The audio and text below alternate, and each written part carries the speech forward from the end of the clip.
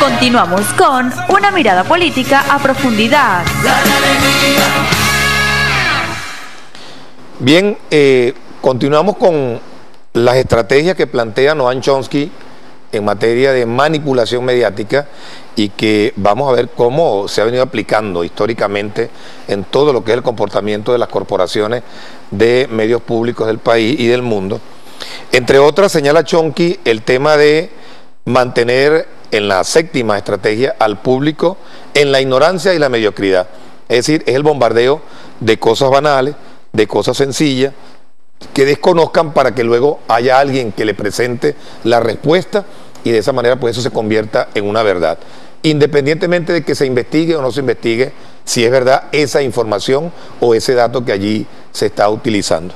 Luego, bien vinculada con la anterior, es tratar de mantener complaciente al público objetivo en la mediocridad, en cosas sencillas, en cosas banales, en cosas incultas, en cosas que no tienen trascendencia en la vida del ser humano, pero que mantienen, en el marco de la primera estrategia, en la distracción a las personas para que se focalicen en lo esencial, para evitar que se focalicen en lo esencial. Una otra estrategia está vinculada a generar sentimiento de culpa. Yo soy el responsable de las cosas malas que pasan, o todo es producto de una providencia divina. Y de esa manera, pues asumiendo yo la culpa, quien está enviando el mensaje sigue bombardeando, reforzando esa culpabilidad y luego pues se presenta con la estrategia anterior de la respuesta para que se imponga el deseo que quien maneje el poder, pues, o quien quiere optar por el poder, procura en la respuesta del colectivo. Y finalmente, conocer a los individuos mejor que a ellos mismos. Esa es una de las clásicas virtudes o reglas en el conflicto, que viene tomada, por cierto, de los grandes pensadores, estrategas de la guerra, en donde conócete a ti mismo como conoces al enemigo. Ahora, a través de la tecnología, cada vez que usted se registra en una tienda que compra algo, o que usted tiene su tarjeta de crédito, su tarjeta de débito, o tiene un correo electrónico, por allí comienza todo un seguimiento de qué consume, qué hace, cómo piensa, y no se da cuenta usted que lo están conociendo mucho más de lo que usted cree que lo conoce. Y por eso comienzan a bombardearlo permanentemente. Haga un ejercicio. Agarre en su correo y mande usted un correo a alguien, por ejemplo, preguntándole por una máquina excavadora, por un tractor. Mira, fulanito, tú te voy a mandar un correo para ver si me consigues un tractor de estas características. Y si usted se tarda un ratico ahí en el correo, se va a dar cuenta que van a comenzar a pasar cintillos allí en su correo electrónico con empresas que venden tractores. Y usted dice, cónchale, qué casualidad, yo que estaba procurando un tractor y mira, aquí aparece una empresa que vende tractores. No, eso no es casual. Eso es que esos sistemas tienen buscadores especializados que los acoplan con determinadas empresas y cuando usted lanza una clave o una palabra, ese buscador se activa y comienza a bombardearlo con información. Bueno, esa es parte de lo que el enemigo utiliza para tratar de doblegar al otro. Si esto lo aplicamos a los recientes eventos, como el caso de Cúpira, la caída del puente, que llama la atención que ese puente se cae como consecuencia de una grúa contratada por PDVSA a una empresa particular. Y una grúa que todavía se desconoce por qué razones estaba transitando sin la autorización adecuada o sin los sistemas de seguridad adecuados. Una semana antes de lo de Amuay. Se derrumba el puente de Cúpira,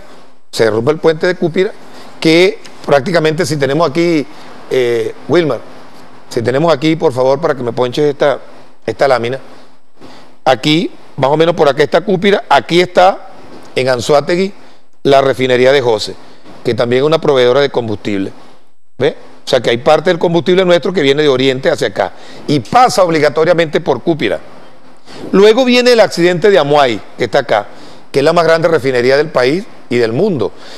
Qué casualidad que entonces se deteriora Amuay, que quizás no se deterioró para muchos como se pensaba, y entonces se iba a colapsar el sistema de suministro de combustible, porque sin suficiente combustible en Amuay y con dificultad de tránsito para llevar desde José, imagínense el colapso que se hubiese generado en Caracas, en Maracay, en Valencia, en toda la región central. Eso llama poderosamente la atención y más tarde vamos a hablar un poco de eso con el diputado Enzo Cavallo, que debe estar con nosotros en el próximo segmento. Pero fíjense ustedes los titulares que se dieron cuando estábamos en el marco de la tragedia de Amuay. Fíjense cómo la prensa allí destaca: campo de muerte, Amuay, campo de muerte.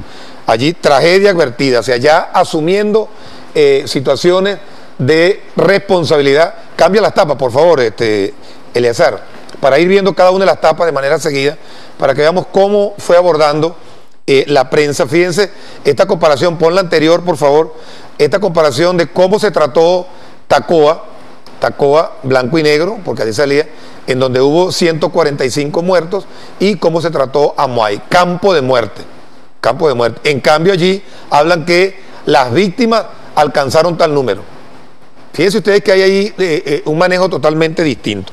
Luego ve pasando las otras tapas, cómo se destaca el morbo, y allí nos salió una en donde ya estos irresponsables de tal cual hablan de irresponsabilidad criminal.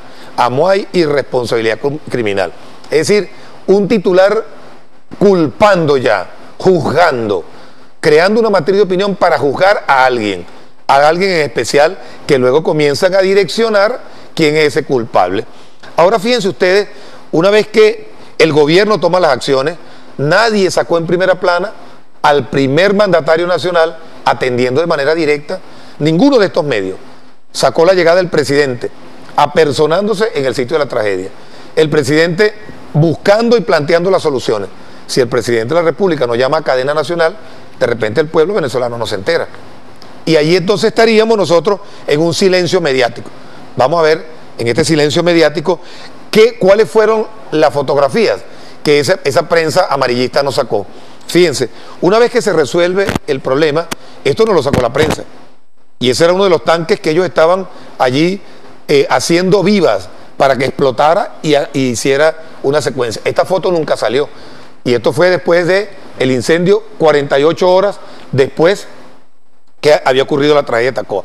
Ninguna de estas fotografías usted las vio quizá en algún periódico de los grandes diarios que circulan en el país, y mucho menos lo vio en la televisión ni en los medios audiovisuales que ellos controlan. Entonces, esto es parte de esa manipulación. Esto es parte de esa manipulación que luego se carga de mentiras, luego la cargan de banalidades, como esos artículos que iban escribiendo en las columnas de los típicos generadores de opinión de acá, del Estado portuguesa, unas columnas cargadas de chismes, cargadas de idioteces, cargadas de banalidades, cargadas de acusaciones sin pruebas, sino de simples rumores.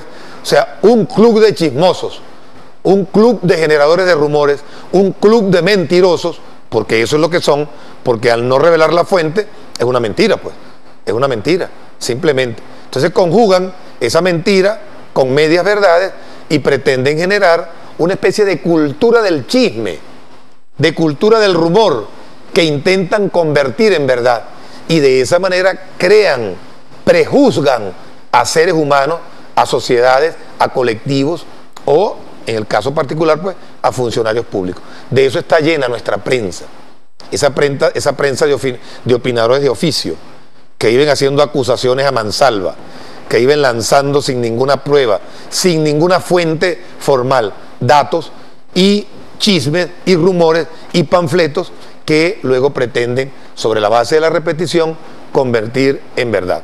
Este es A Profundidad.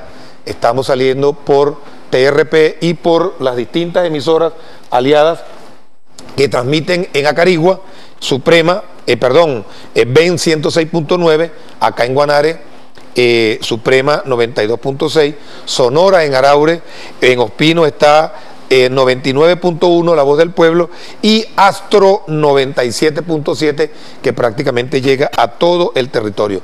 Usted puede enviar sus mensajes a través de la cuenta Twitter, @CastroSoteldo y @VladisCap, y a través de nuestros teléfonos también. El teléfono 0257-253-4040, o puede mandar su mensajito de texto a través del 0426-553-9423. A Profundidad.